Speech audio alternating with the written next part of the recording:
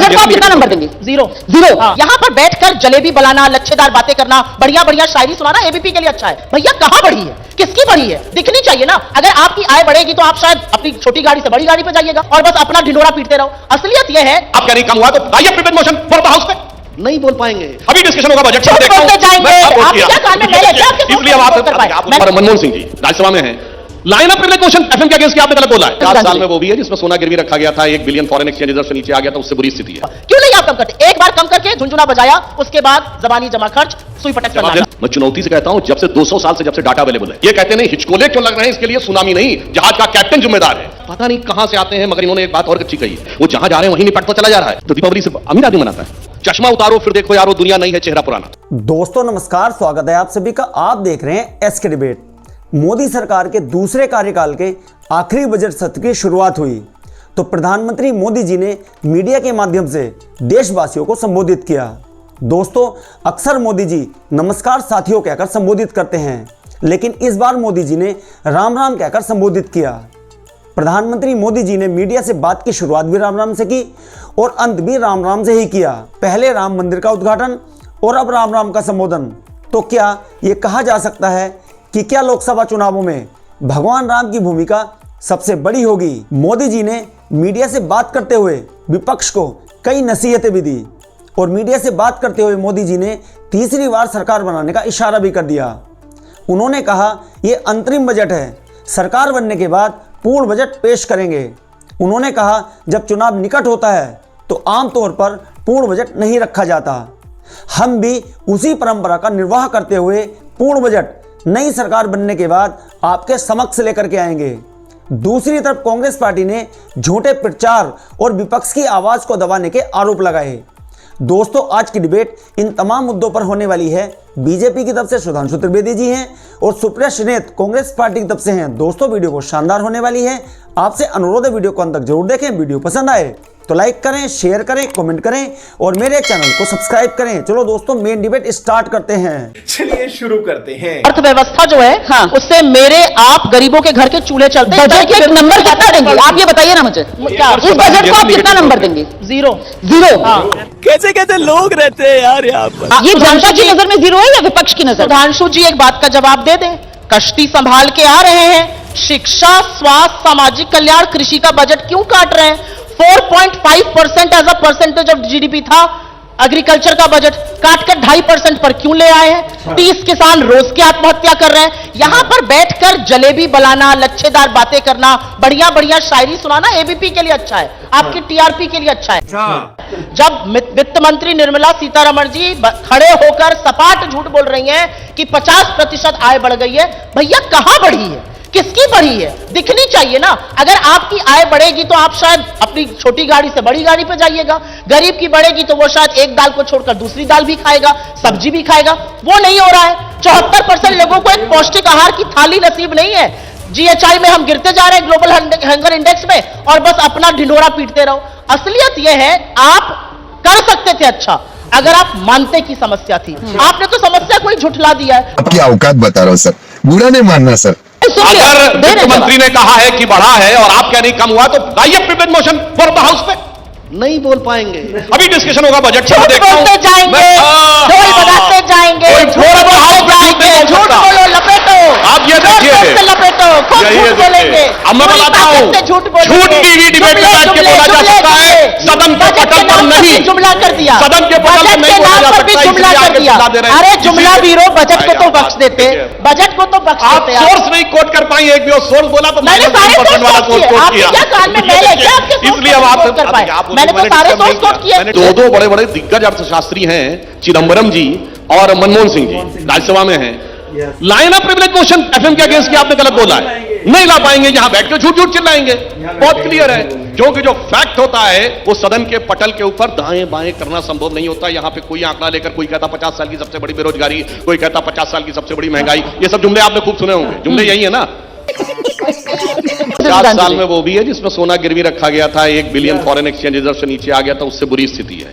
जुमला ये होता है कि 1970 में नारा दिया गरीबी हटाओ और 2013 में 43 साल बाद, जिसमें 43 साल में 37 साल आपकी सरकार रही, अब कहते हैं 2/3 लोगों को फूड सिक्योरिटी देनी है। जुमला ये होता है। 2022 में हमारी ग्रोथ रेट 7% थी, 2021 में 9% थी, 2020 में -6% थी और 2019 में 3.8% थी। एवरेज कितना हुआ पिछले 4 साल का? एवरेज हुआ अंडर 4%। एक मिनट रुक जाइए। अप्रैल नवंबर 2022 का आंकड़ा क्या था? $20 बिलियन एफडीआई। अप्रैल नवंबर 23 का आंकड़ा क्या आया? $13 बिलियन। ये लगातार गिर रहा है, 3 साल से गिर रहा है। आप ना मानिए वो अलग चीज है, ये आपकी सरकार के, ये आरबीआई के, या एनएसएसओ के आंकड़े। आपकी ग्रोथ जो है वो 4% है, इन्फ्लेशन आपका 6% पे है। एक बात। दूसरी बात, फूड इन्फ्लेशन क्या है? अभी जो आंकड़े आए हैं 10% पर फूड इन्फ्लेशन है। आटा, दही, बेसन पर जीएसटी लगाने का काम इन लोगों ने किया है। पढ़ाई पर, दवाई पर, अस्पताल की बेड पर, बच्चों की किताबों पर, पेंसिल पर जीएसटी लगाने का काम किया है। और वो इसलिए गड़बड़ है क्योंकि मैं, आप, मिडिल क्लास, धनाढ्य, गरीब सब एक रेट दे रहे हैं। आप हमेशा अमीरों के टैक्स क्यों कम करते हैं? आप क्यों नहीं जीएसटी के कम करते हैं? 50% क्रूड ऑयल कम हो गया पिछले 2 सालों में। यूक्रेन रशिया का युद्ध बताते थे। आपका पेट्रोल डीजल का दाम कम हुआ, क्यों नहीं कम किया? 13 बार एक्साइज ड्यूटी बढ़ाई, आज भी एक्साइज का जिक्र हुआ, क्यों नहीं आप कम करते? एक बार कम करके झुंझुना बजाया, उसके बाद जबानी जमा खर्च, सुई पटक जवाब सुनते हैं। आइए। रुको जरा, सब्र करो। -9% सिर्फ भारत की नहीं। आपने कहा 25 साल से आप बजट देख रही हैं। मैं चुनौती से कहता हूं, जब से 200 साल से जब से डाटा अवेलेबल है, कोई ईयर बताइए जब all G7 countries negative growth rate. I challenge. Sudhanshu ji, ये गवर्नमेंट ऑफ इंडिया का डेटा है, इसको तो मत झुठलाइए। इसको झुठलाएंगे तो निर्मला जी की तरह झुठला नहीं रहा हूं।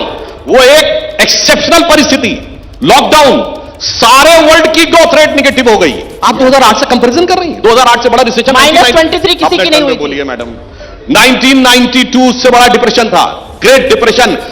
1929 उससे बड़ा डिप्रेशन था।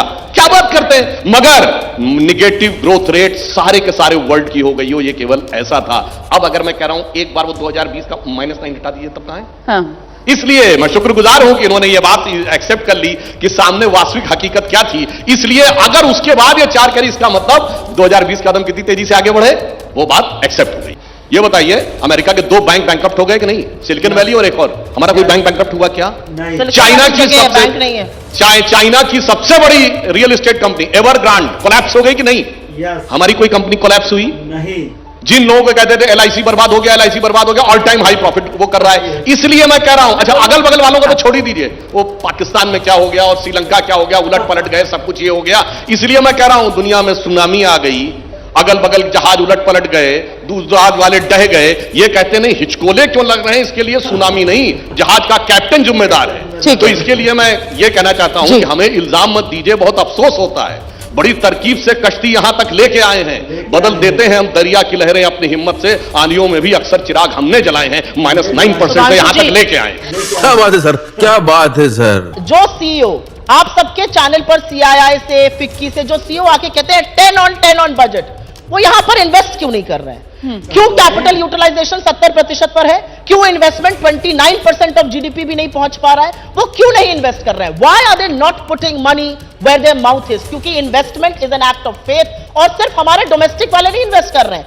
एफडीआई जिसका खूब सीना ठोकते थे ये लोग, 3 साल से गिर रहा है और अभी 16 साल के सबसे निचले स्तर पर एफडीआई है। भाई अभी बता। FDI all time highest $70 billion का एफडीआई इस साल है, $46 बिलियन का। इसलिए मैं कह रहा हूं भाई 3.2% की कहां ग्रोथ रेट है भारत में भाई?